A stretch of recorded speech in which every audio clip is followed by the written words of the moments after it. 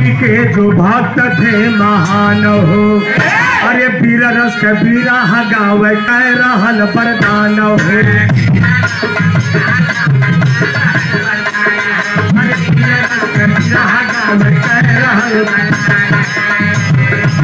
अरे इनके बिना विरह के, अरे इनके बिना विरह के दुलार का मिली है।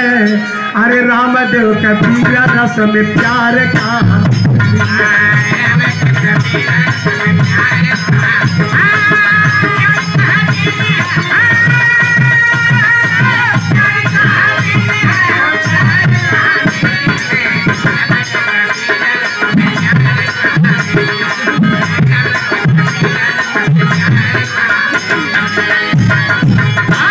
ये जौनपुर के धरती से अरे शारदा या पप्पू जन में गोदिया मिलान हो।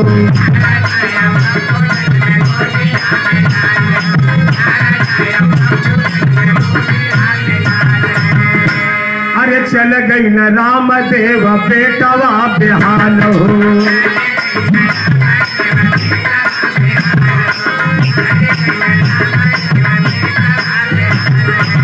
अरे चंद्रिका चमन में उजियार कहाँ मिली है।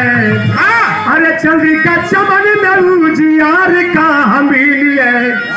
रामदेव का वीर रस में प्यार कहाँ मिली है।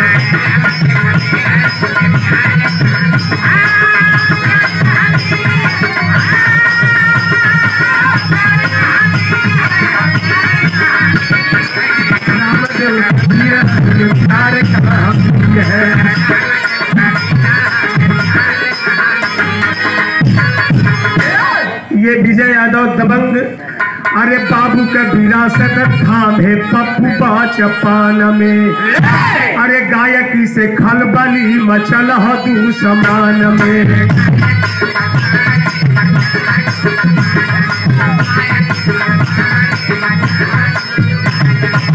अरे सोचे पप्पू कहाँ उजियार मिली है।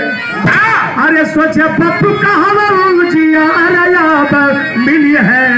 और रामदेव का वीर रस में प्यार कहाँ मिली है।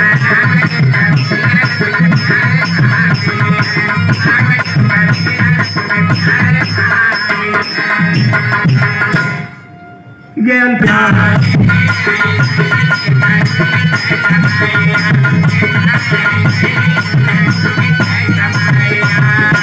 अरे माई कया बेजिया का, अरे माई कया बेजिया का आधार कहाँ मिली है।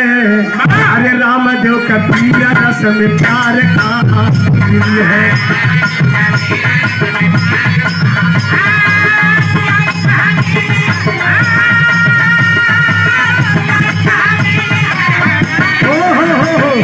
अरे रामदेव का वीर रस में प्यार कहाँ।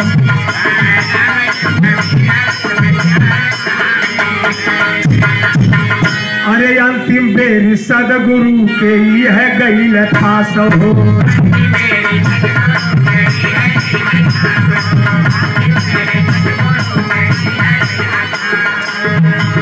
अरे अंतिम बेर सदगुरु के पास ही है गईल।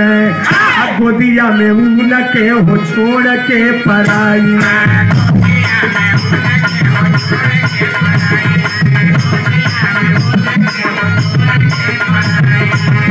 अरे रोब माई जिया का, अरे रोब माई जिया का संसार कहाँ मिली है।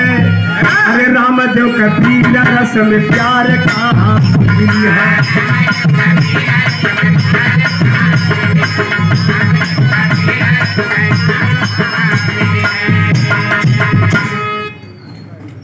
2 मिनट की और गीत है, एक तर्ज बदल।